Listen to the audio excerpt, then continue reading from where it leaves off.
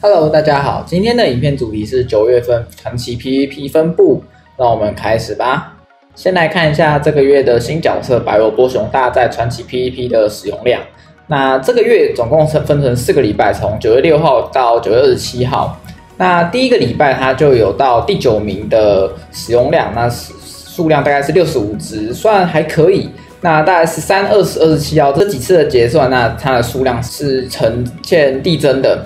13号来到113只，20号来到120只，这2周的使用量没有差距太多。那上个礼拜，也就是这个月的最后一次结算，来到了157只，所以看起来出动击退智慧型这个能力，算是把这只熊大从坦克的火坑救了起来。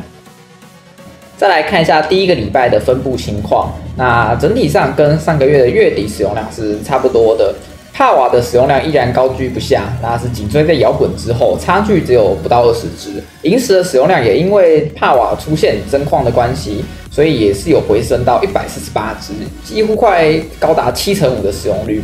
神乐也因为真矿关系有稍微回来，比之前的平均大概多了20只左右。那雷姆则是在克制火属性角色上还不错，所以它的使用量依然有120几只。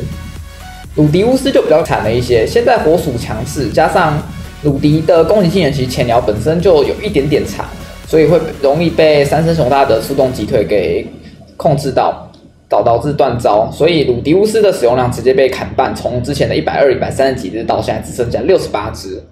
那上个月的电制使用量也还算不错，有61只，以坦克来说都算还不错的成绩了。很快的来到第2个礼拜，那第2个礼拜是木属性周。这个礼拜帕瓦的使用量到了第3名，成功超越摇滚，所以摇滚又再次跌了1名到了第4名。萤石也成功到了150只，也就是75%的使用量。雷姆则是持续在123只。那三声熊大则是紧追在雷姆之后，也是突破100只，来到了113只。神乐的话数量没有太大的变化。那其他角色其实都是没什么差异的。那可以再来看一下，这个月其实还有新解放的才能角色滑冰詹姆士。那滑冰詹姆士它解放才能之后，感觉是没有影响到使用率。它跟过往几个月比较起来都是差不多的用量，没有因此变多或变少。很快到第3个礼拜，那第3个礼拜摇滚熊大又使用量又稍微有追回来一点点，所以又回到第3名。那帕瓦则是稍微降低了一些，来到159只，所以在第4名。萤石的话差异不大，所以它还是在第5名。雷姆跟三声在这个礼拜达到交界，那2个角色都是120只，所以可以看到现在对于针对智慧型的角色，其实他们的使用量都不会太低，即使他没有选边站。那象神熊大也在这个月第一次出现，在这一个礼拜的结算达到了29只，在第19名。可是这个使用量其实是蛮惨的啦，毕竟它这个月还有解放才能这个强化，所以看起来这个才能对小熊大来说根本是帮助不太大。那如果有观察前几周的话，可以看到荣恩其实也已经在这几个礼拜都待在第20名的位置了。